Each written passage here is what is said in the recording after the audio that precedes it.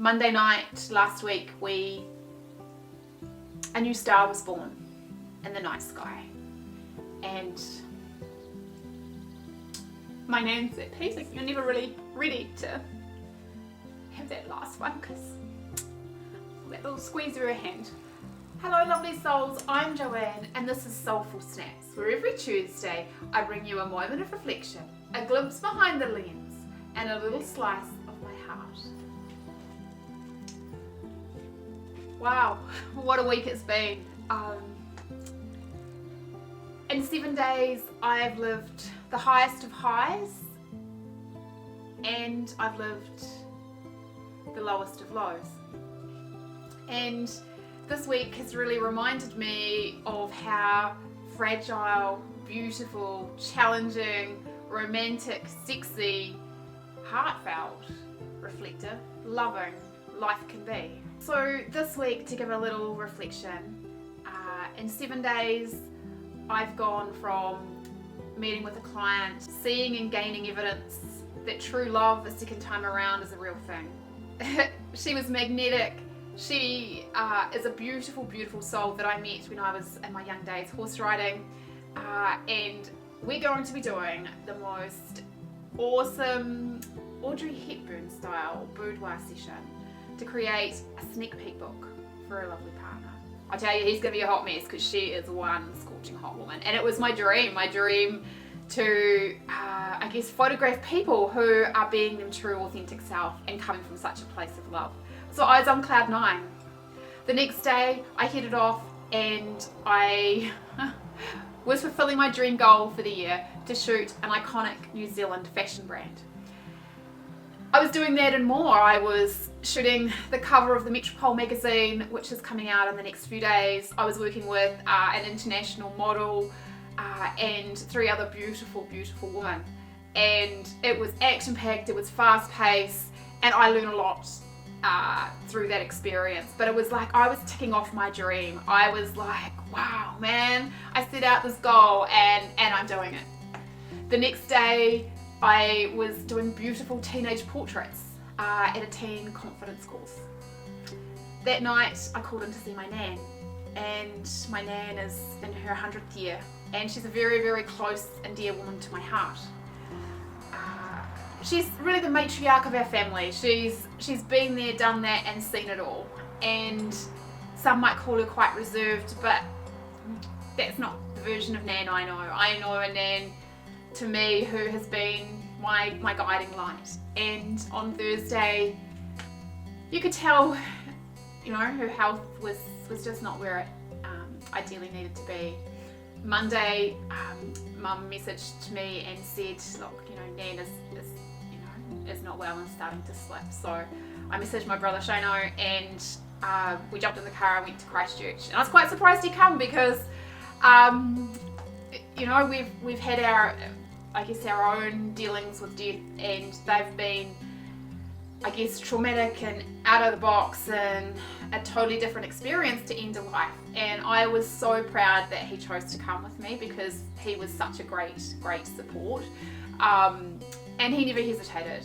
And so we went and saw Nan, aunties and uncles and cousin popped in as well, and it was just so special to spend some quality time with Nan for where she was at her life journey. And we've been very blessed. She hasn't had ill health. I mean, she only really has a 1-page hospital record in that she's only been to hospital to have her 3 children, and I think she did a wee tweak to her back, and that's it.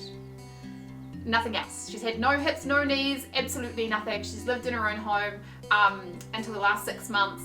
She was mowing her lawns until she was 97. She could change a spark plug on a lawnmower, paint a fence, change a light bulb. Any blue jobs, aka man jobs, she could do just as good if not better. And yeah. Monday night last week, a new star was born in the night sky. And my nan's at peace. Oh, I didn't think I'd do this. How has my nan touched my heart? My nan has touched my heart in ways I never thought a nan could. when I was a little girl, her and Granddad would come down and go fishing out on the Rakaia River, and they'd come back with a couple of salmon each in those days, and proud as punch. I would go and stay with them at Wyatt Place and have the most amazing holidays. We'd go to the playground. She would take me to the Rustley pool. I would go and have a roll up at the indoor bowls. And that particularly was more after my granddad passed away. And Nan and I don't know, we just had this special, I guess, bond. When I decided to go travelling in my 20s, it felt like she was the only person who really understood why. And for someone who might have been to the North Island on a plane twice, like going to Australia and heading on to the UK, you know, she wasn't a seasoned traveller herself. So it was a beautiful feeling. And I always kept in touch with her when I was away. So I would, in Edinburgh in particular, I remember going to my favourite cafe, sitting upstairs and writing her a letter pretty much every week about what I'd been doing and what was happening. And I would always find these like bright coloured envelopes and all these stickers, and I'd stick them all over it and write a message on the outside to brighten a day, to, you know, be excited to go out to the letterbox and to see what little surprise was there. I remember one year, my nan was a great baker. You know, she could whip up anything, and her tins were always chock-a-block full. Anzac biscuits. She made a custard fruit cake, which was amazing. Oh, I mean, there was ginger kisses. There was, as I say, Anzac biscuits. I mean, there was just, the cake tins were always full. So most people that would know Nan would think, oh, that was a bit risque. And oh my God, she loved every minute of it. She just laughed and laughed her head off. So that was one of my highlight memories. I remember taking her to Crocodile Dundee, and yeah, that scene where it's like, this is a knife. I can remember that. She just laughed and laughed and laughed. We went home to her house, had a cup of tea, and she just could not stop roaring. Took her on adventures around the city in a tram post-earthquake, so we could kind of get our bearings of all the buildings. I remember another trip recently with Ryan. I picked Nan up. He called her Gigi for great grand, so that if I say Gigi, that's who she is. And we took her over to, I wanted to take her to Taylor's Mistake and show her where I was, you know, doing a lot of photography. And we went to Sumner, and she shared all these beautiful stories about her childhood and how she used to take her children to Sumner and the playground and everything like that. It was a really nostalgic trip. We'd bought a bread roll, and we pulled up, I don't know where we kind of were, around Littleton area somewhere. We pulled up, it was a hot easterly, not froze our butt off. We get out of the car to eat our bread roll in the wind, and we had a side of sandflies. So we quickly jumped back in the car. I think we had a thermos. We got out and had a cup of tea and enjoyed our wee bread roll. So I've been blessed to have so many little adventures with Nan. Another favourite memory was when I was, I don't know, 10, 12, 13, when I used to go and stay with Nan, she taught me how to play snooker. And oh my God, we played snooker from daylight to dark. So before breakfast, we would have our hot milk and Weet-Bix and a cup of tea, and then she might read a bit of the paper, but she wasn't really allowed to because we were playing snooker, and we get into it. Well, I think after about day 3, she said, oh, can we do something else? How about we go outside, or how about we go to the park? She was snookered out, but I just loved playing with her because she just taught me so many wee tricks. And sometimes I'd win, but yeah, she was a wee card shark. She kind of beat me hands down. So I just have so many fond memories of my Nan, and tomorrow is her farewell remembrance service, and it will be what it'll be for me, but she was such a dear woman in my life of influence, who was always such an inspiration and such a, I don't know, a grounding voice, you know, like with all the trials and tribulations that we've had in our family, somehow she would never tell you what to do or what to think, or she would never bag-mouth or criticize someone else. She would just do it in such a way that you got to a place that was right for you. And to me, that is a true matriarch, isn't it? It's about, I guess, building resilience in future generations for them to navigate their life and their path. And she had a very special gift in how she could deliver that. She was always so welcoming. There was always, you know, treasures in the cake tins. The kettle was always on, and she was always up for a chat, and she was always so pleased to see you.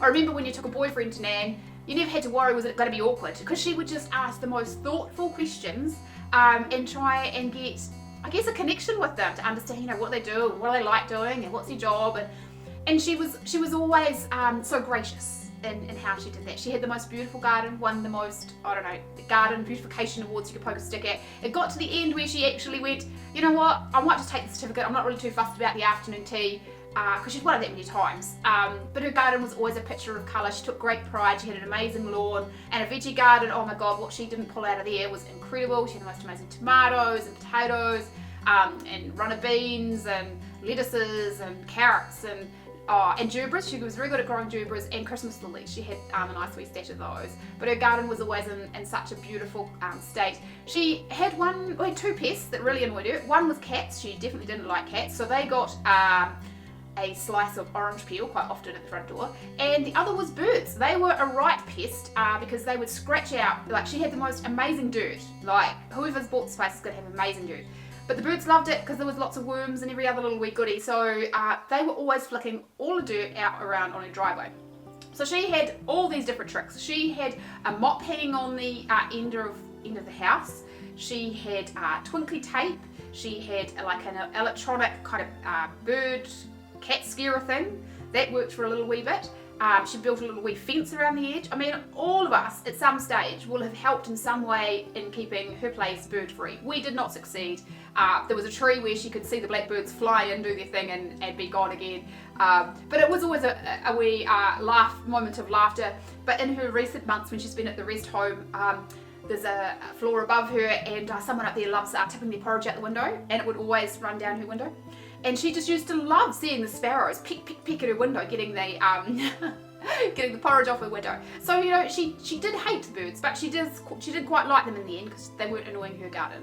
So I have so many special moments with my Nan. And so, you know, in 7 days, as I say, I've gone from here, and it's not I guess sad or gut wrenching that I'm farewelling my Nan. I just wanted to live forever, and she will live in my heart and my soul forever. But I just think you're never really ready to have that last one kiss, that little squeeze of her hand. So that is a wrap for me. Thanks so much for spending a few quiet moments with me. Until next Tuesday, keep noticing the beauty, hold space for the moments that matter, and don't forget, your story is worth telling. So from my heart to yours, with lots of love, Joanne.